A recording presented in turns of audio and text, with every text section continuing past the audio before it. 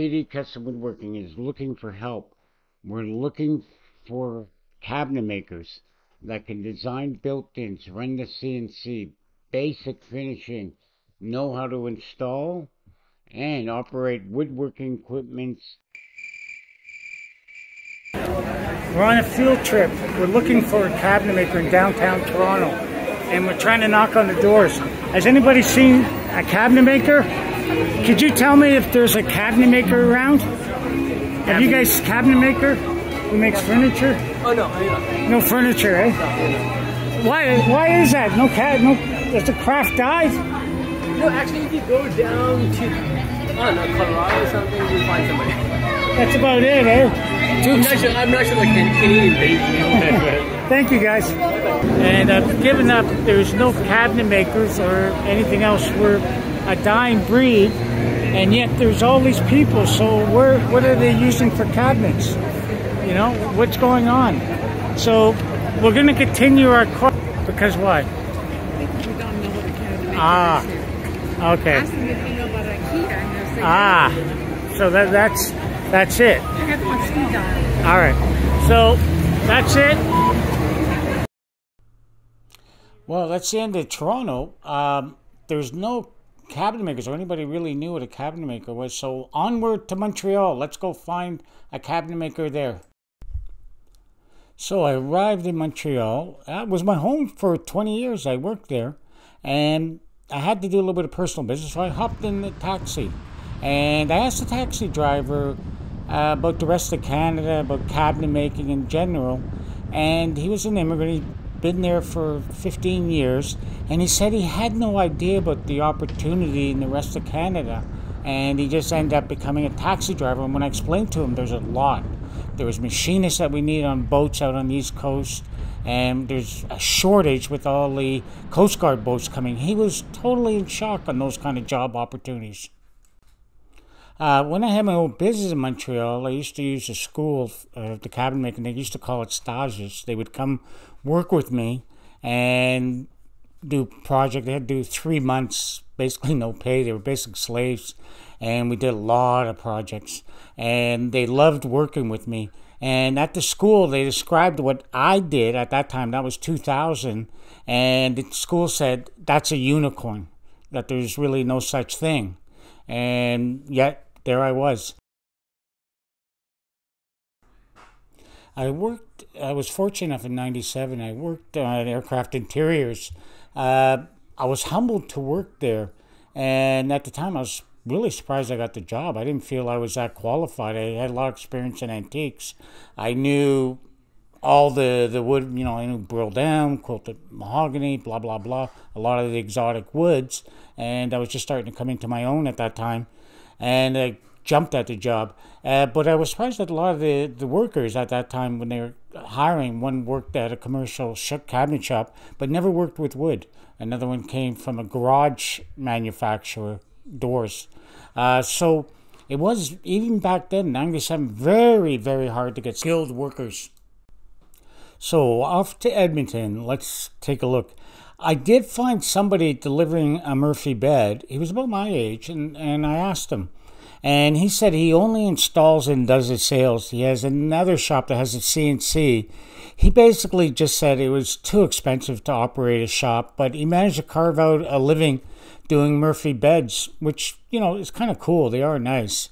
But he said that I gave the list or the help wanted. He said, no way, good luck finding somebody like that. So we're coming to our quest, to the end of our search for cabinet makers in Canada.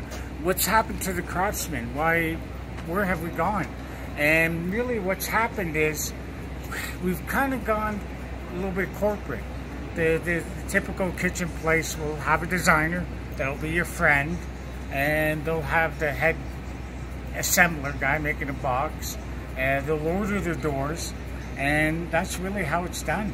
You know, or other places get wood, have interior carpenter, but they won't really have a cabinet maker per se doing finishing. And the real reason is quite simple. Take a look around. All right. imagine how much it would cost for me to make a cabinet shop. And I'm fortunate where I am in my area that I fought and I got in at a good time. And you know, I don't have the big bills, but if I had to come up open here, guaranteed, I'd have 10 people working for me just to turn on the electricity. So that's really, you know, it's not really a myth. It's kind of sad that, especially in Toronto, the soul of our city is just ripped out. So when you go around, you look at the buildings, everything's great. It's like here. I mean, talk about copycat. Let's go, like, how easy is that to do? I mean, you know, okay, let's copy the other person. Let's copy the other person. So it becomes what happens over time, it becomes no individuality, and the art is lost. So in closing, I ended my trip to Canada. The reason really why cabinet makers are dying is that it's just become too expensive to have a shop and operate. If you're under 4 employed, the most you can, the numbers have all repeated themselves. The most you can get per employee is maybe $150,000. The time you take the salary and material, everything else, you're lucky to bring in $20,000, $40,000 per employee. That's if everything goes right. If you have to train on specialized jobs, then that number really drops down, because you know you can put an ad there. I need a cabinet maker that can install, design, run the CNC, do all the mill work, and do the finishing. Okay, see how many people are going to apply. And our system really, I'm not here to get political, it has been really gutted.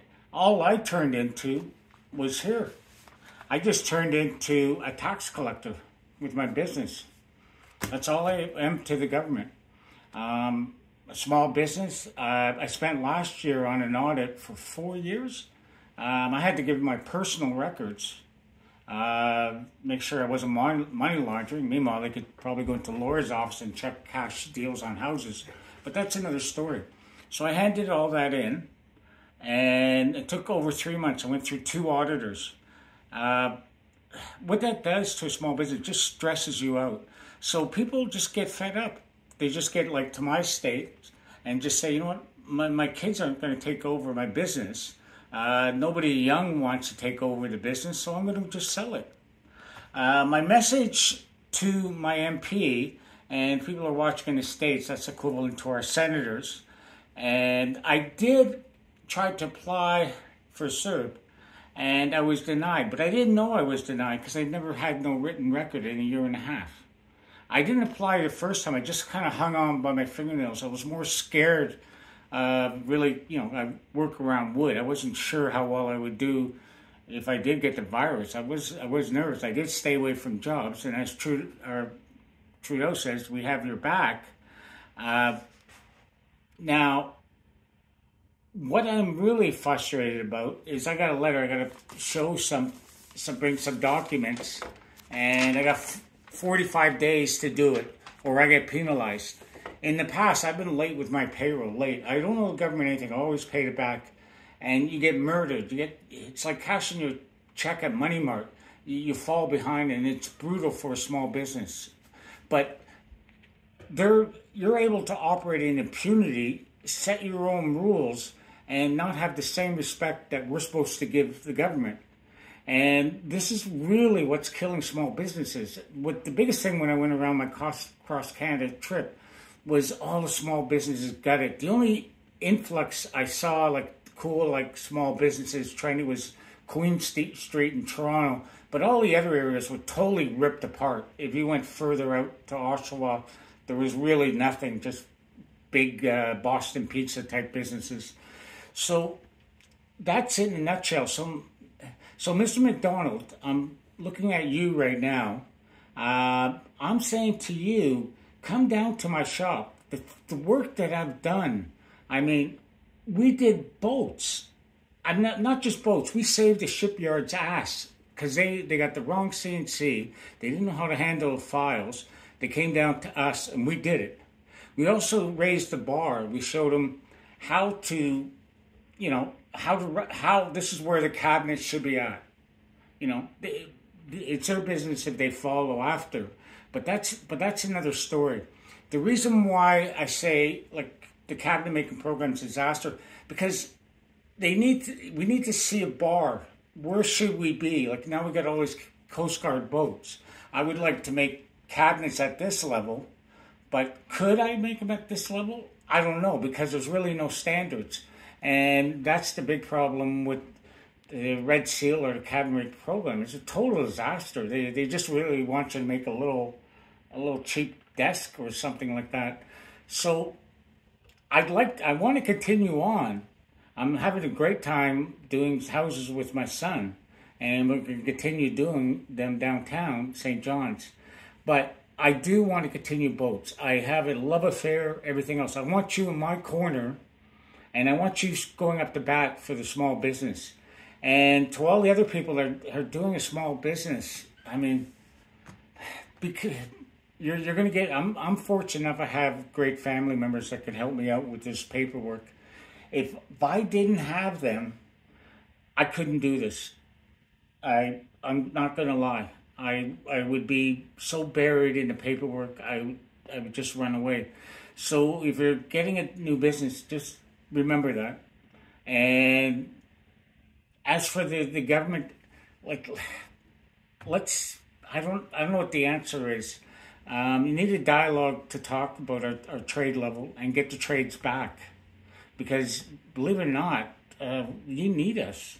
And we're not feeling the love from the government. I'm not anyways. So with that, I thank you please subscribe. I thank you all for watching and being part of the experience that I'm going through.